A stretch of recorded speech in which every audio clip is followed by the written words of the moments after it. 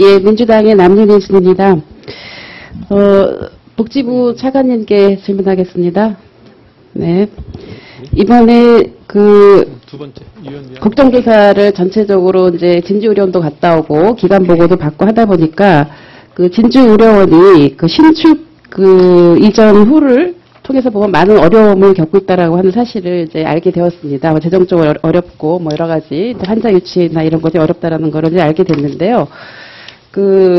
복지부가 2005년도에 공공보건의료 확충 종합대책 이후에 공공의료에 대한 중장기 종합계획을 마련을 그 이후에 아직 안 하셨죠?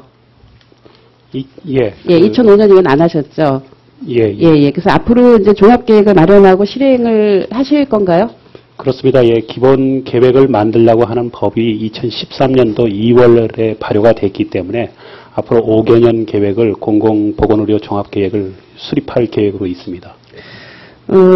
사실 지방의료원 같은 경우에는 수익성이 없더라도 필수 서비스를 충실히 하는 공공기관으로서 뭐 중환자실이나 응급실 또는 뭐 정신질환 등의 진료를 담당하고 있고 또 뭐 신종 전염병 등 표본 감시 체계 및 전염병 동상 운영을 하고 있습니다. 그리고 뭐 보건교육이라든가 소외계층을 위한 무료 진료, 간호, 호스피스 등 서비스 등을 제공하는 이런 이제 병원으로서 기능을 하고 있기 때문에 이제 방금 이제 사실은 공공의료가 무엇이냐라고 하는 그런 이제 이규식 교수님에 대한 발표가 있으셨는데요.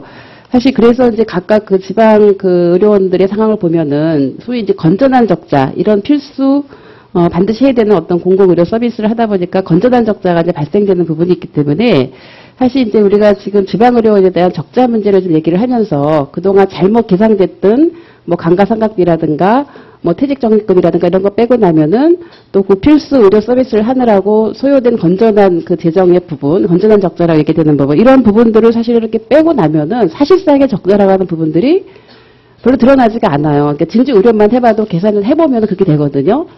예. 그래서 이제 그 점에 대해서 지난번에 제가 이제 복지부 장관님한테 물어봤을 때 뭐 감가상각비 빼고, 그 다음에 뭐 퇴직적립금 빼고, 그 다음에 이러저런 필수 공공의료 서비스를 하느라고 들어갔던 거 빼고 하면 사실상에 별로 적자는 그렇게 많지는 않더라고 하는 얘기를 했거든요. 예. 지난번 그렇게 인정하셨죠. 그래서, 지금 이제 참고인으로 나오신, 진주의료원에서 이사를 하셨던 분인 것 같은데, 뭐 어떤 분이 답변을 해주시는 게 적당할지 모르겠는데요. 진주의료원에 대한 여러 가지 이제 뭐 폐원 과정에서 이 적자 문제를 상당히 이제 근거로 얘기를 했고, 그런 부분에 대해서 지금 저희가 국정감사 하는 과정에서 대부분 이렇게 규명을 했거든요. 이 점에 대해서는 그래서 사실상의 어떤 적자라고 하는 부분이 그렇게 폭도 크지도 않고 그 적자의 내용 중에서는 건전한 적자 부분이 많다 이런 얘기가 있었는데요. 어떤 분이 답변해 줄 수 있으신가요? 박성진 회계사님 혹시 하시겠습니까? 네, 공인회계사도 하시니까요. 이거 한번 답변을 해보시죠. 어떻게 보시나요?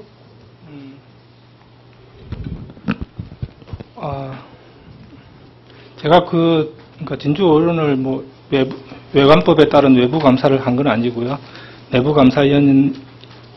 감사인인데 제가 알기로는 제가 오늘 아침에 한번 2012년도 재무제표를 제가 보고 왔습니다. 오늘 나오기 때문에 보고 왔는데 저의 생각으로는 진주의료원이 적자가 나는 이유는 외래 의료 수입이 작기 때문에 적자가 났다고 판단을 했습니다. 그건 무슨 말씀이냐면은 진주의료원은 베드 수가 그러니까 병상 수가 한 400개 정도 되고 있고 병상은 거의 다 찼던 걸로 알고 있습니다. 물론 그게 이제 수익성이 없는 노인병원이 200개 이상 있었기 때문에 거기서도 수익성이 난다고는 생각되지 않습니다만은 그러니까 저희들이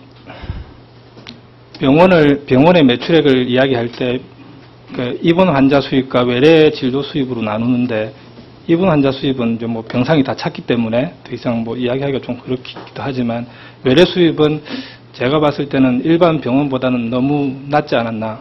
그런 문제가 폐원될 만한 이유라고 보십니까? 그거는 개선을 해야 될 문제 아닌가요? 예, 그렇다고 보는데. 네. 그렇게 보시는 거죠? 네. 예, 알겠습니다. 예, 저희가 지난 진주의료원에 직접 가서 폐원 과정에 대한 이제 이사의 결정 과정을 봤습니다. 류정은 전 이사님, 예. 정확하게 폐원을 결정한 이사회가 언젠가요? 지난 2월 26일 그 도에서 휴 폐업을 결정하고 난 이후 3월에 서면 이사회가 있었고요. 네. 그다음에 4월 중순경 정도 돼서 4월 12일로 기억합니다. 그러면 3월 11일 날 서면 결의로 폐업을 결의를 하신 거죠? 왜냐하면 저희가 폐업을 서면으로 결의한 거 그날 처음 봤거든요. 이사회 회의록을 그때 봤기 때문에. 거기에 대한 어떤 그 부족한 부분이라든지 좀 더 대비를 하기 위해서 이사님 전체 모여가지고 다시 4월에 이사회를 가지고 결의를 했던 걸로 기억하고 있습니다.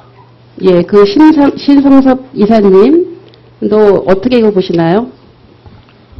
예, 저도 유종 이사와 마찬가지로 그 도에서 발표가 난 이후에 서면으로 저희들 받고 다시 다 같이 모여서 대면 이사를 해서 그렇게 승인을 했던 것으로. 서면 결의도 결의는 결의죠?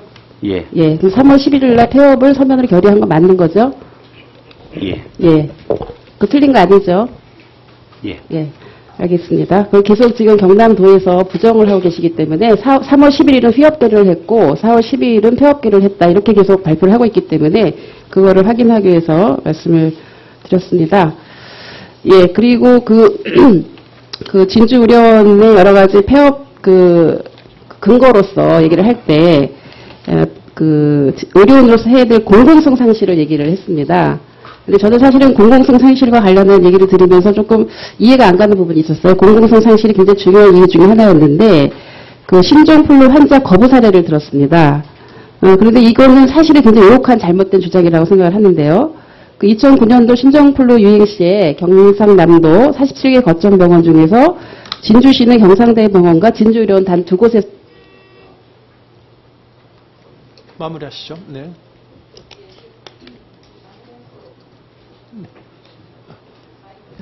마이크 넣어드리세요. 말씀하세요. 예. 그래서 계속 신종플루 환자들을 그때 거부했던 그 사례는 그때는 그 당시가 이제는 이제 병원 치료가 아니라 이제 재가 치료를 해도 된다라고 하는 그 시점에서 이렇게 판단을 한 거였거든요. 근데 이거를 거부를 한 거를 공공성 상실로 예를 들었는데요. 이거를 이제 폐원 결정을 하면서 아마 이사들도 판단하셨을 것 같아요. 제가 봤을 때 자, 마무리를. 예. 그래서 이런 부분들은 어떤 공공성 상실의 근거로서는 맞지 않는다라고 하는 걸 다시 한번 말씀드립니다. 네, 민주통합당 최고위원을 지내신 남윤순 의원님 수고하셨습니다. 다음은 기재부 차관을 지내신 대구 동구갑 출신 류성걸 의원님 질의해 주시기 바랍니다.